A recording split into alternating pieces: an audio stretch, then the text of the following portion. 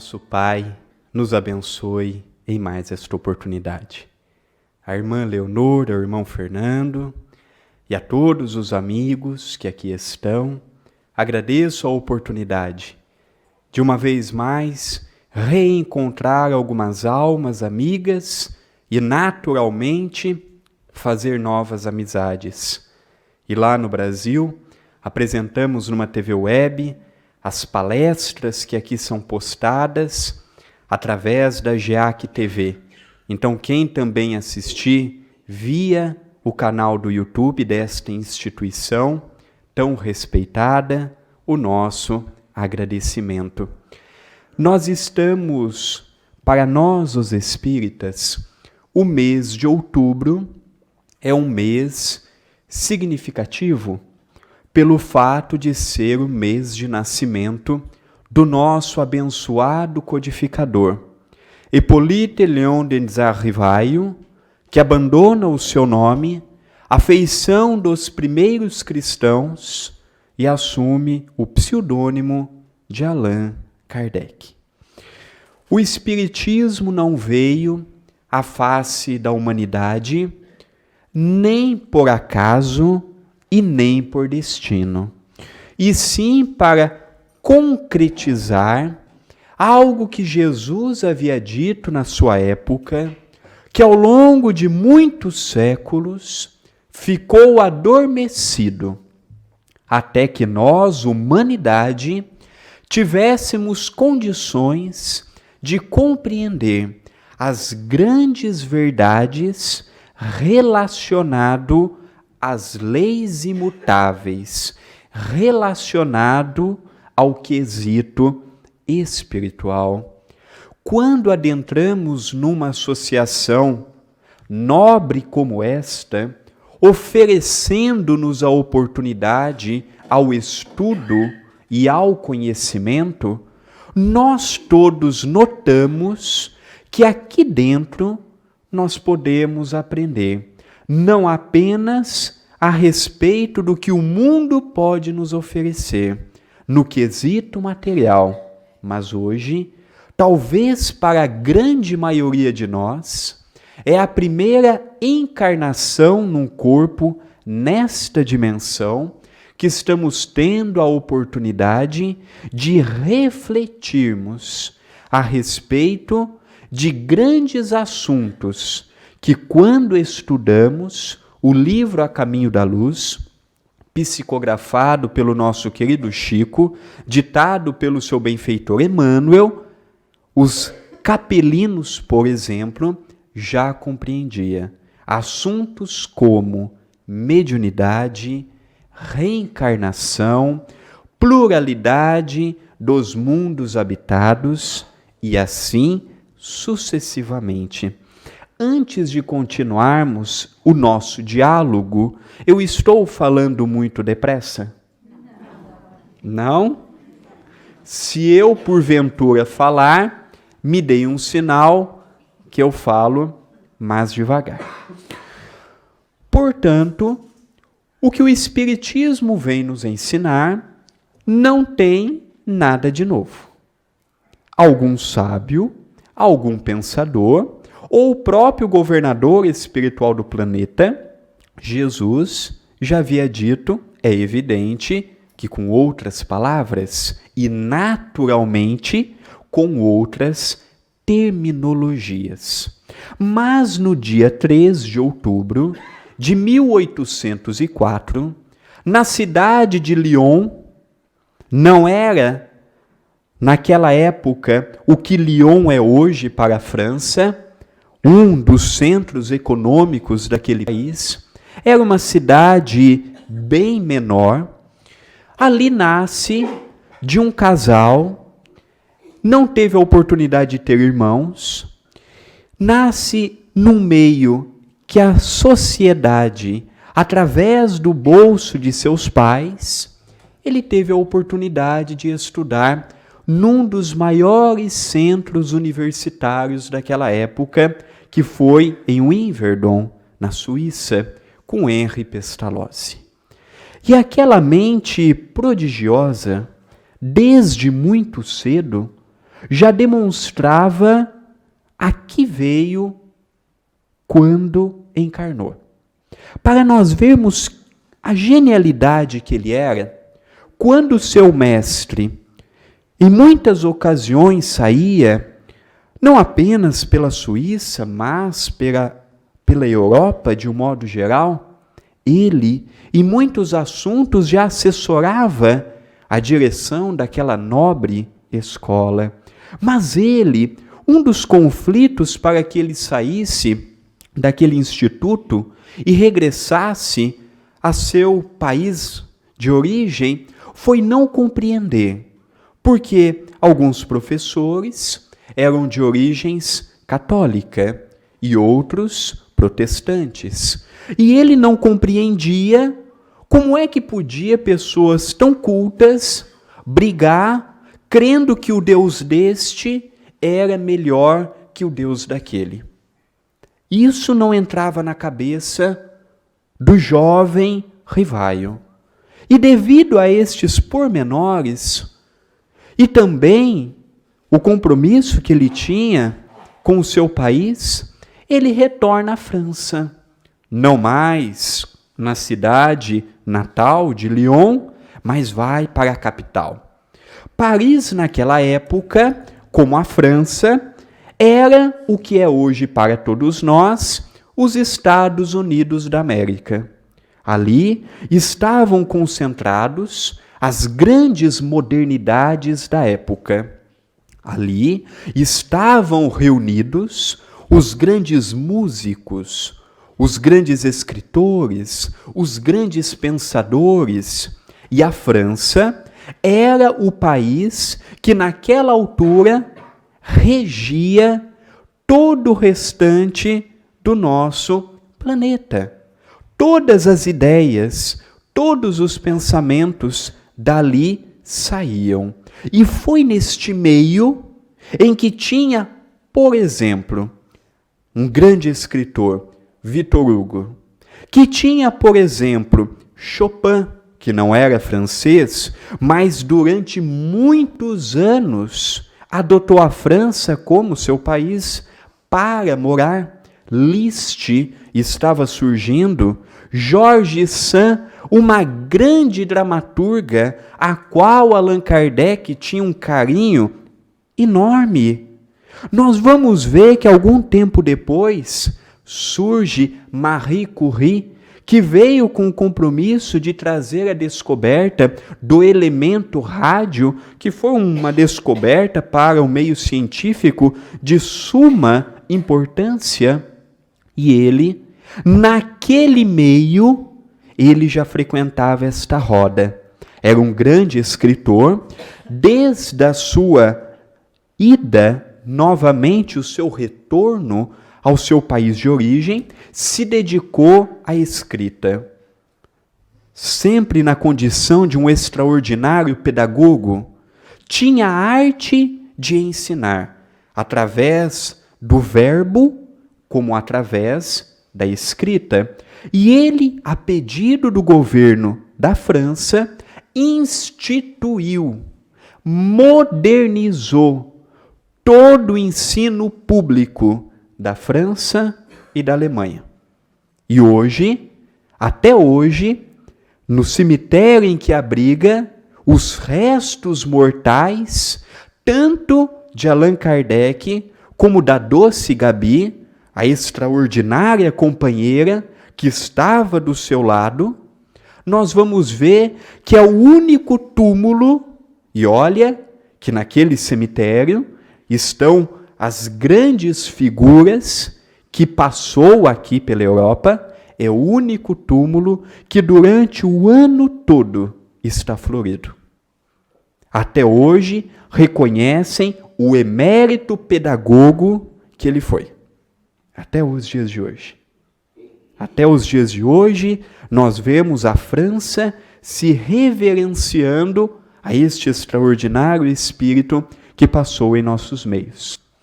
Só que, a segunda metade do século XIX, a Europa é abalada pelas mesas girantes. Mesas que subiam, desciam, iam de um lado para o outro, sendo que naquela época não havia tecnologia para tal. E aquilo começou a chamar a atenção, porque, vejamos bem, no século XIX, qual era o divertimento da sociedade, do povo? Concertos, sarais, peças teatrais, rodas de conversação. Não havia o que hoje nós temos: televisão, telemóvel, internet e assim sucessivamente. E de repente, em salas pequenas, se punham objetos pesados que muitas vezes necessitavam de vários homens para o seu manuseio. A espiritualidade brincava com aqueles objetos como uma criança brinca com um carrinho, como uma criança brinca com a boneca. E algo que chamou muita atenção, não feria a plateia que ali estava. Então estas mesas, estes shows, este divertimento que aquilo passou a ser, começou a chamar a atenção da população. E o nosso professor Rivaio, o emérito pedagogo, um extraordinário magnetizador, dominava o magnetismo mineral, vegetal e estudava o magnetismo animal que há pouco havia sido trazido por Anton Mesmer. Então, era um espírito altamente preparado. Mas durante um ano, ele havia um amigo chamado Faustier. Durante um ano, este amigo, que também era magnetizador, convidou insistentemente a ir nessas reuniões. Só que o professor Rivaio, ele não era dado à emoção, ele era dado à razão. E aquilo não apetecia seu espírito a ir.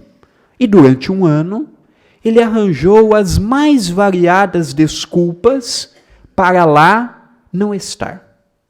Mas esgotadas todas as alternativas e desculpas, ele aceita ir, mais para agradar o amigo do que mesmo encantado com o que iria ver. Vai numa dessas sessões familiares, levando mais tarde Allan Kardec a dizer que toda a família tinha pelo menos um médium em potencial enorme de doação de ectoplasma, em que a espiritualidade, utilizando aquele ectoplasma doado, fazia os efeitos acontecer através dos móveis. E quando ele senta, ele, Faustier, assistem à sessão, no final, o amigo lhe questiona: o que achou?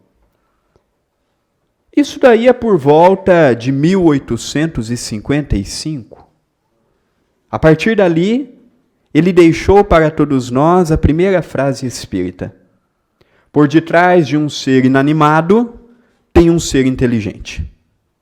Pois uma mesa não tem cérebro para pensar, nem músculos para se movimentar. Aproximadamente 2 anos, a partir dali, da sua primeira visita, mais precisamente no dia 18 de abril de 1857, na primavera europeia, num sábado abençoado, eis que vem à humanidade o marco do Espiritismo aqui em nossa dimensão, com a publicação do Livro dos Espíritos. O Livro dos Espíritos é recheado de curiosidades que muitas vezes não nos apercebemos. Como, por exemplo, o intuito do professor Rivaio, que naquela altura havia questionado a espiritualidade amiga: qual o nome que eu publico? Põe o meu? Põe o qual? Aí vem o porquê de Allan Kardec.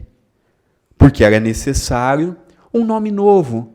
Porque o nome do professor Rivaio já era muito conhecido naquela época. E não seria interessante associar os seus livros acadêmicos a uma nova filosofia que naquele momento estava nascendo.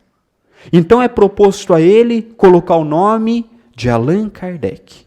E naturalmente vem a curiosidade. Por que Allan Kardec?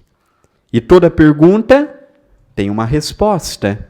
E vem a espiritualidade e diz: Allan Kardec foi uma encarnação tua, um pouco antes do advento do Cristo, quando na região da França, nas Gálias, você já era um sacerdote druida.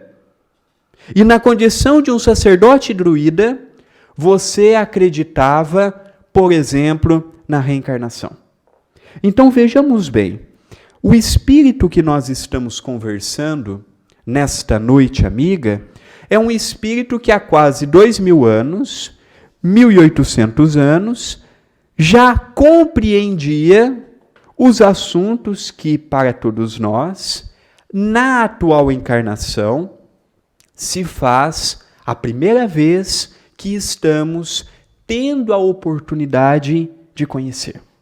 Por isso que muitas vezes é comum nós lermos alguns livros, ou mesmo a codificação, e muitos assuntos não compreendermos quando falamos, por exemplo, de mediunidade. Um assunto tão vasto e, ao mesmo tempo, para os nossos espíritos, um assunto tão novo.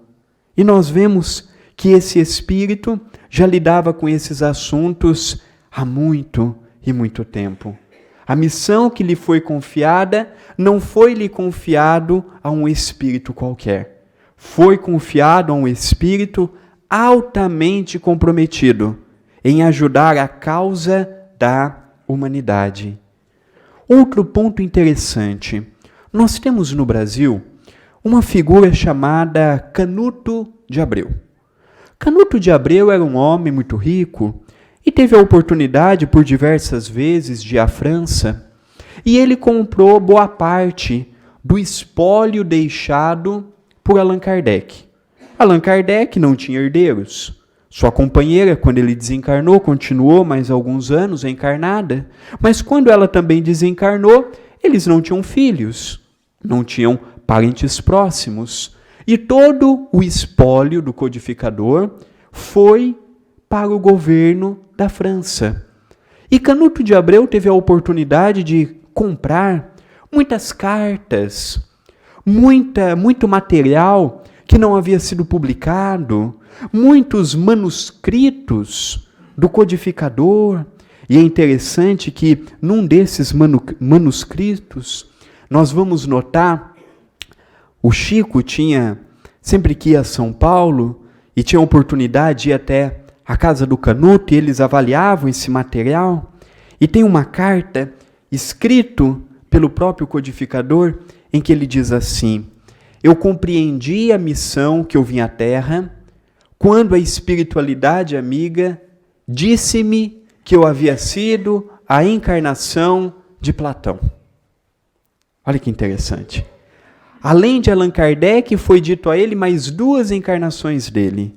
Na condição de Platão, o discípulo fiel de Sócrates, e ele havia também sido John Hus, um outro grande trabalhador que, por ter sido mal compreendido, desencarnou queimado na fogueira. Então, quando ele vem até nós, vem já com gabarito, vem já pronto para o trabalho que ele havia sido convidado a desempenhar. Para nós termos uma ideia, o Livro dos Espíritos não iria se chamar o Livro dos Espíritos, iria se chamar Religião dos Espíritos. Mas como, naquela época, havia necessidade da Igreja Católica autorizar a publicação, Imaginem, um livro chegar até a igreja com o título Religião dos Espíritos. Naturalmente que não seria aprovado. E ali ele muda para o Livro dos Espíritos. Outro ponto interessantíssimo dessa obra. A primeira edição continha apenas e tão somente 501 perguntas e, naturalmente, 501 respostas. 3 anos depois, no ano de 1860, ele publica a segunda edição, que é a que nós temos hoje. Para alguns tradutores, 1018 questões, 1018 respostas, e para alguns tradutores, 1019 perguntas e 1019 questões, respostas. E é no meio deste livro em que ele aborda os mais variados assuntos que começa a surgir para nós, humanidade, uma nova perspectiva. Começa novamente uma luz a aparecer em nossos horizontes. Até então, vivíamos apenas e tão somente para o quesito material, pois como não compreendíamos, por exemplo, que a vida continua após a morte, nós não compreendíamos a necessidade de sermos bons quando aqui passávamos. Tínhamos apenas medo de ir para o inferno.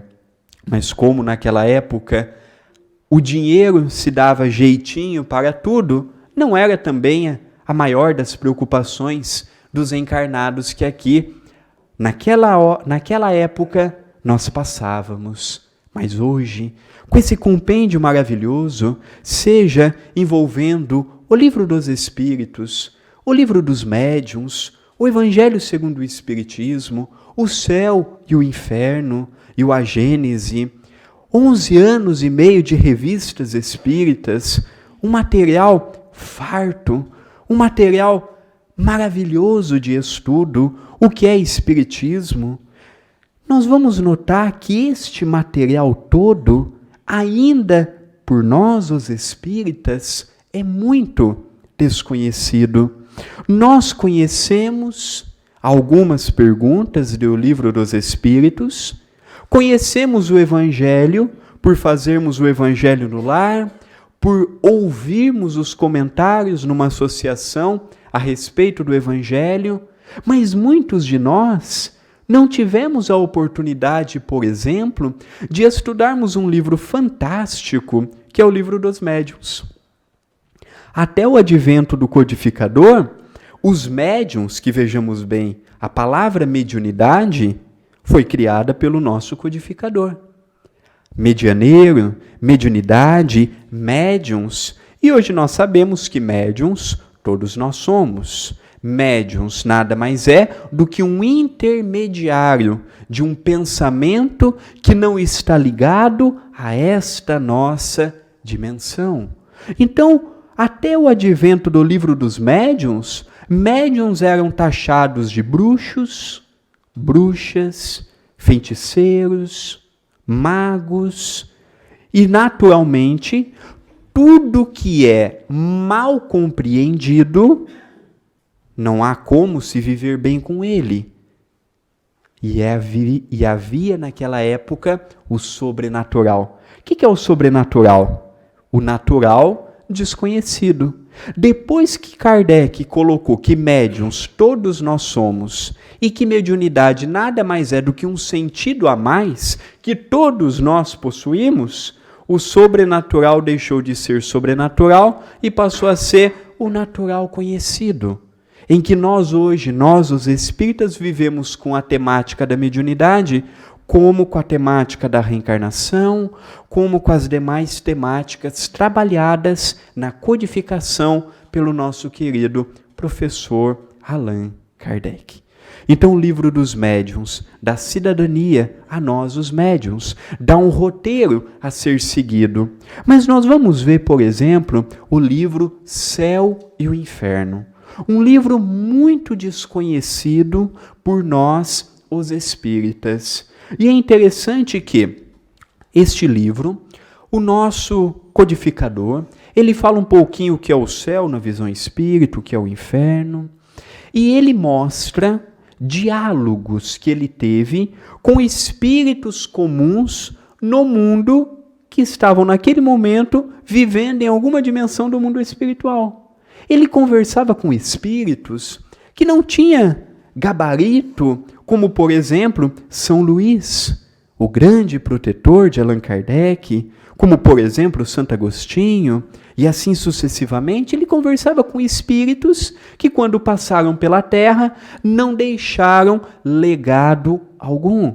E lá ele perguntava: como foi o seu regresso à pátria espiritual? Como você descobriu que havia desencarnado? Perguntas que nós tratamos num trabalho de desobsessão.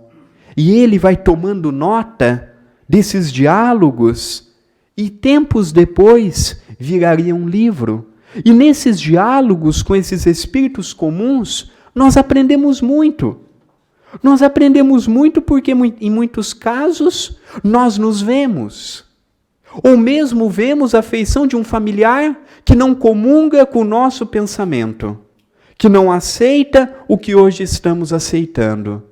Ele escreve também um livro, A Gênese, em que lá ele aborda a parte científica, mostrando várias temáticas a respeito, por exemplo, do surgimento da Terra, em que ele trabalha de uma maneira filosófica, com a ideia de que o nosso planeta foi uma massa derivada do Sol e que naturalmente derivou uma massa menor que deu a oportunidade a termos o nosso satélite natural, que conhecemos por Lua.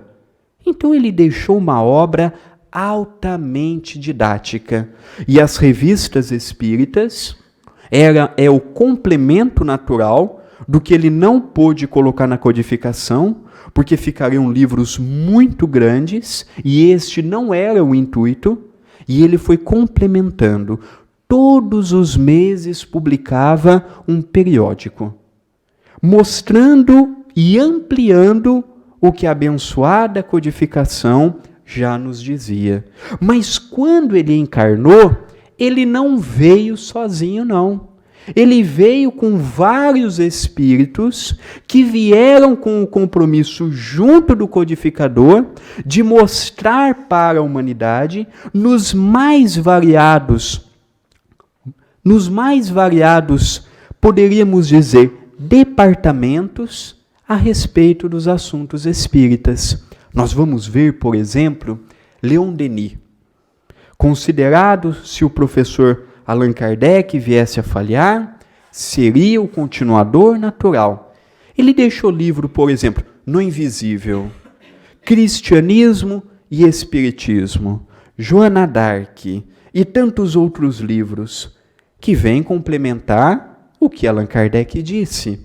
Nós vamos encontrar, por exemplo, a família Delany, Alexandrina Delany, Alexandre Delany, pais de Gabriel Delany.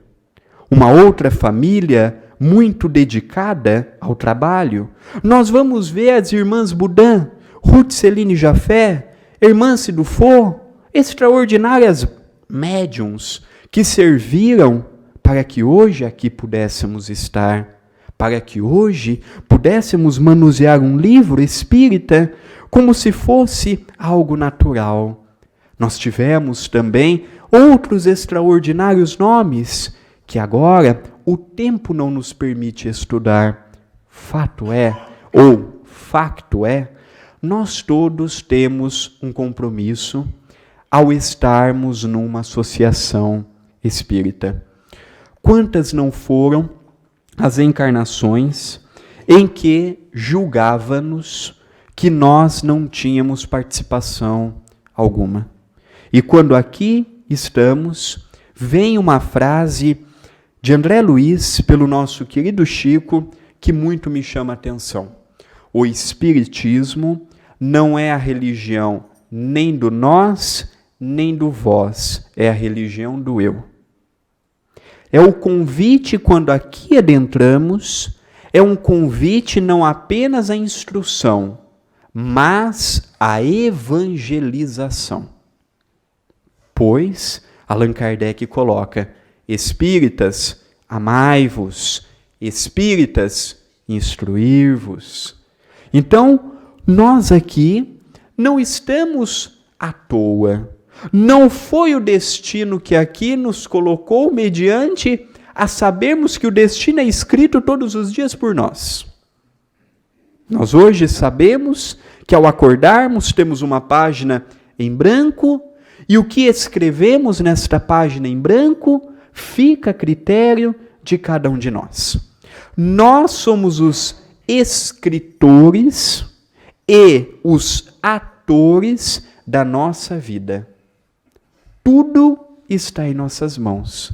E hoje, com uma associação magnífica como esta, oferecendo-nos a dádiva do estudo, a dádiva do trabalho, tudo fica mais fácil, pois temos uma verdadeira universidade que aqui está à nossa inteira disposição. Mas quantas não são as vezes que cá adentramos, imaginando que a mensagem não é para nós. Aqui em Portugal não tem esse problema. Mas lá no Brasil, as pessoas entram numa associação espírita, sentam, ouvem a mensagem e quando saem, dizem o seguinte: esta mensagem se encaixa perfeitamente ao meu companheiro. Pena que aqui ele não está. Esta mensagem serve e muito para o meu filho. É uma pena que aqui ele não está. E hoje nós vemos que a mensagem é para nós. Quantas não foram as oportunidades que já tivemos em que víamos o mundo, mas imaginávamos que não tínhamos comprometimento para com a evolução. E hoje, com a visão aberta que nós todos temos, nós temos a plena noção de que a evolução do planeta também está em nossas mãos. É verdade que muitas vezes nós ficamos a imaginar, mas o que pode eu fazer para ter um mundo melhor? Nós podemos fazer muitas coisas. Coisas que não imaginamos. Jesus disse o seguinte: todos vós sois deuses, façais brilhar a luz que está em vossos corações. E naquele dia, a temática dos comentários foi a respeito desta mensagem de Jesus. No final, nós iríamos ter um trabalho de desobsessão. E um amigo espiritual da casa apresentou e disse assim: eu vou lhes fazer uma pergunta. Quem daqui quer a luz que o Evangelho propõe? Todo mundo disse que queria, mas ele arrematou dizendo: luz todos querem, mas poucos se levantam do assento e vão até o interruptor.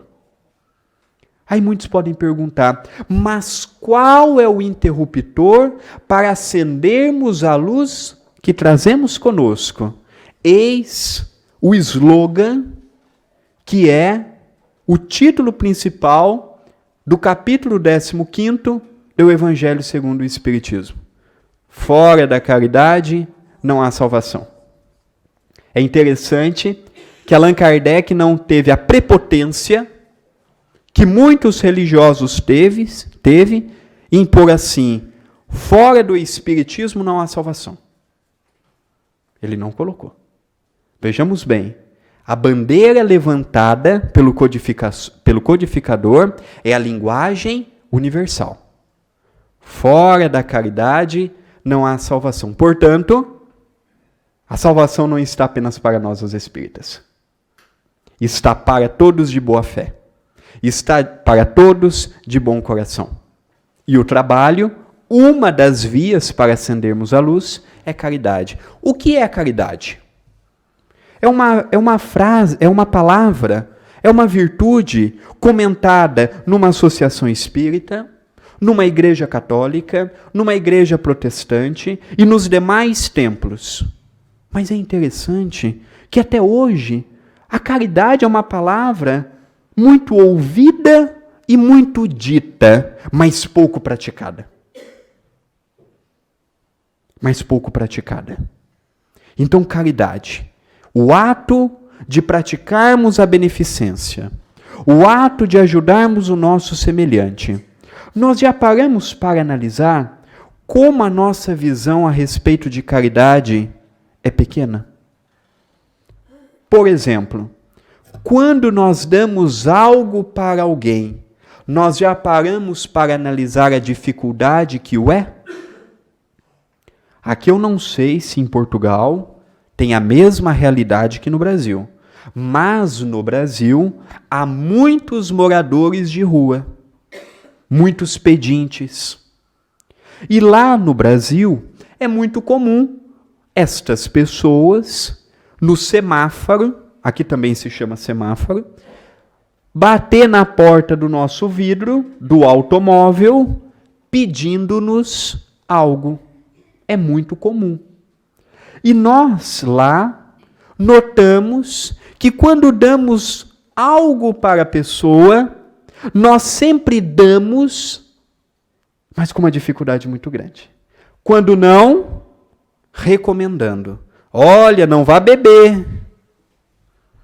Olha, não vá usar droga. Olha, faça isso. E quando estudamos o Evangelho segundo o Espiritismo, mais precisamente no capítulo 9, item 7, que tem como título a paciência, para nós, os espíritas, a caridade se divide em duas vias: caridade material e caridade espiritual. A caridade material é tudo que envolve a matéria: um agasalho, um dinheiro, um alimento.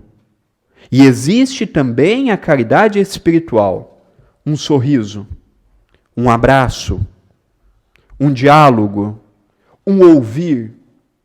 E ele nos diz, o Espírito Protetor, que destas modalidades todas, a caridade mais fácil é a da esmola.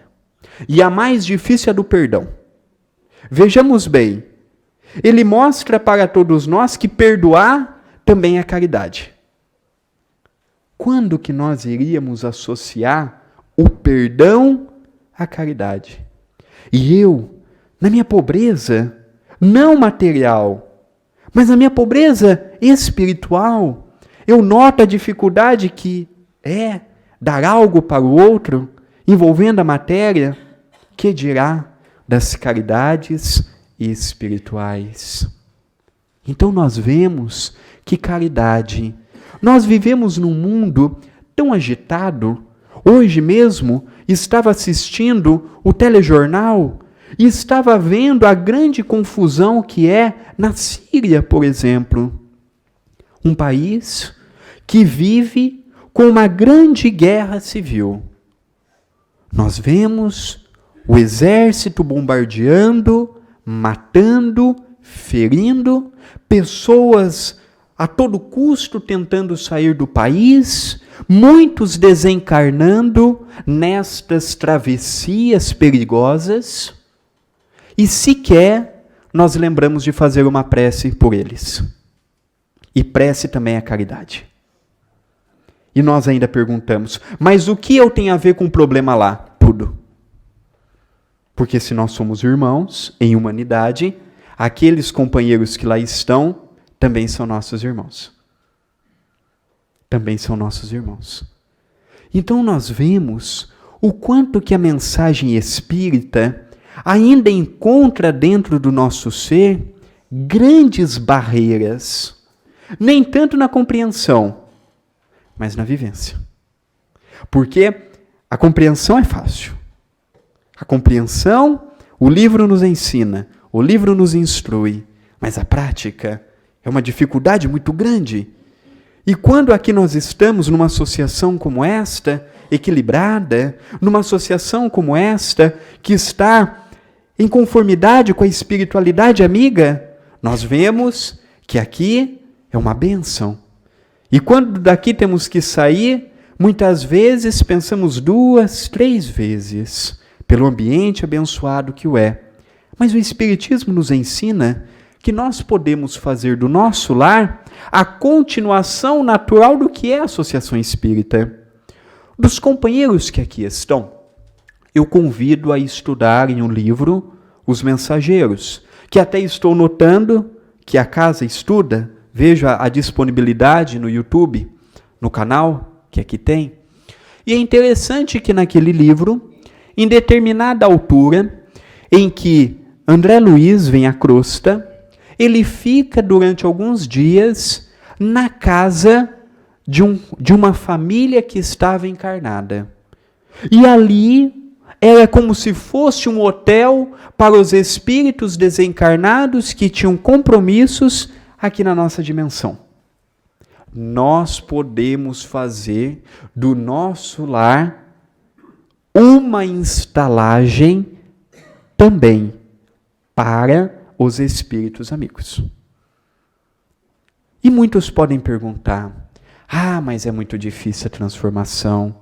Não irei mentir, dizendo que não o é, mas também não irei supervalorizar a dificuldade, pois potencial todos que aqui estão, independente da idade, independente do grau escolar, independente dos anos que estão frequentando uma associação, todos nós estamos aqui para aprender. Nenhum já nasceu sabendo dentre nós. Nós estamos, a cada dia, tendo a dádiva de compreendermos assuntos que fogem do que uma escola pode ensinar, do que uma universidade pode ensinar. Por isso, eu sempre digo, estarmos aqui é um privilégio e tanto, mas também lembrando as palavras proféticas de Jesus, quando ele nos diz: façais por merecer entrar nos céus. Os céus está para quem queira. As dimensões abençoadas, como por exemplo, quem lê Nosso Lar. Quem não sonha em desencarnar e ir para uma cidade como a de Nosso Lar? Todos nós queremos ir. Mas, para eu efetuar uma viagem aqui, de um país para o outro, de uma cidade para outra, de uma região para outra, de uma zona para outra, sem dinheiro, eu consigo ir? Fica difícil. Não tem como eu chegar para o piloto do avião e dizer assim: você pode me dar uma carona até o Brasil? Aqui nós pegamos boleia, aqui nós pegamos meios que podem sem gastar, mas não tem como, por exemplo, eu chegar num desses navios maravilhosos e chegar e falar assim: olha, tem um lugarzinho aí para mim? E se tiver, é no porão. E se tiver, é no porão. Então nós precisamos de recursos. É a mesma coisa. Uma associação como esta. Como é que se mantém uma associação como esta, com todas as atividades que tem, sem os recursos materiais? Não há. Temos os tributos ao governo, temos a energia, temos a água, temos os livros, e assim sucessivamente. Mas no mundo espiritual, não se fala no dinheiro material. Lá a moeda não é o euro, o real, o dólar, nenhuma outra. E vem André Luiz no livro Nosso Lar e nos fala a respeito de um bônus hora. Bônus hora nada mais é do que poderíamos dizer, comparado com a nossa moeda aqui, mas que serve apenas naquela dimensão. E vejamos bem, vocês sabiam que, querendo sim ou não, nós temos duas contas? Uma no banco aqui da Terra e uma no banco espiritual. E esta do banco espiritual, ela é depositada ou retirada conforme o que aqui fazemos no nosso dia a dia. Fez o bem, um ponto positivo. Equivocou, um ponto negativo. E vem Jesus e nos fala, a quem muito foi dado, quanto mais tempo de casa, pior é. Porque aquela pessoa que conheceu o Espiritismo na véspera do desencarnar ainda tem a alegação de que conviveu pouco. E nós que já estamos, a maioria, há anos, não podemos mais dizer que não sabíamos. E esta conta, vem uma pergunta que está em O Livro dos Espíritos. Como é que fica a situação da pessoa que não faz o bem, mas também não faz o mal? E vem a resposta. Só de não fazer o bem, já está praticando o mal. Portanto, todas as vezes que deixamos voluntariamente de ajudarmos alguém ou a uma causa, é um ponto negativo. Nós aqui estamos no nosso automóvel. Vamos supor que o nosso automóvel não tenha sensor de ré. Vou dar uma ré no carro. Bato no de trás. Quebro a lanterna do carro de trás. Olho para um lado, não tem ninguém. Olho para o outro, não tem ninguém, vou embora. E aí, às vezes, dizemos assim, graças a Deus ninguém viu. Mas os espíritos viram. Os espíritos anotaram na caderneta. E quando desencarnarmos, estivermos na erraticidade, vai nos ser perguntado assim, André Luiz, vamos lá. Você cometeu tal ato? Qual que é a nossa primeira reação? Não fui eu. Lá no Brasil. Aqui em Portugal não há isso, mas lá no Brasil, nós os brasileiros somos fogos. Não fui eu, não me lembro. Isso daí, você sabe que nessa época eu não estou me a perceber? Aí o Espírito vai falar, vamos fazer o seguinte, senta aqui. Aí vai aparecer uma projeção enorme, feita os nossos cinemas, e vai aparecer o dia que eu dei a ré. Vai aparecer o meu carro. Vai aparecer a minha imagem dentro do carro. Como é que eu vou dizer que não sou eu? Eu estou querendo desenvolver e vou propor ao Fernando a ser meu sócio, mas eu com 90% se der certo. Nós vamos desenvolver a patente de um gravador que ficará conosco 24 horas por dia. 7 dias por semana. E se o mês tiver 28 dias, 29, 30, então ficará conosco. E este aparelhinho será o nosso medidor. Porque tem coisas que nós fazemos que nós esquecemos. Tem coisas que nós falamos e nós esquecemos. Quando nós falamos, por exemplo, a respeito do perdão, tem um título colocado por Kardec que me chamou muita atenção. Perdoe para que Deus vos perdoe. Eu sempre pensei assim, mas ora, por que Kardec já foi logo dizendo para que Deus, a esfera maior, ele não poderia ter colocado perdoe para que o teu próximo te perdoe? Perdoe para que os espíritos amigos te perdoem. Ele já foi logo na última esfera. Tanto Jesus quanto a proposta de Kardec são propostas difíceis. Vejamos bem, se amar o nosso semelhante que amamos já é difícil, que dirá do nosso opositor? Se é difícil amar a mãe que me gerou, o pai que me deu a oportunidade de ter uma nova encarnação, os irmãos que Deus me dá para que possamos juntos em família crescer e desenvolver, Se nós temos dificuldades de amá-los, que dirá daqueles que nos inspiram desconfiança, que nos inspiram a sentimentos negativos e primitivos? Então nós notamos que as propostas de Jesus e do Espiritismo são muito difíceis. Então, perdoe. Mas não aquele perdão brasileiro. Eu perdoo, mas desde o dia que eu te ver, você vai para o outro lado da rua. Eu convivo com você a 1 quilômetro de distância. Você na tua casa e eu na minha. Se possível, você no Brasil e eu em Portugal. Esse é o nosso tipo de perdão. Eu perdoo, mas não posso ver a pessoa. Isso não é perdoar. Perdoar é esquecimento.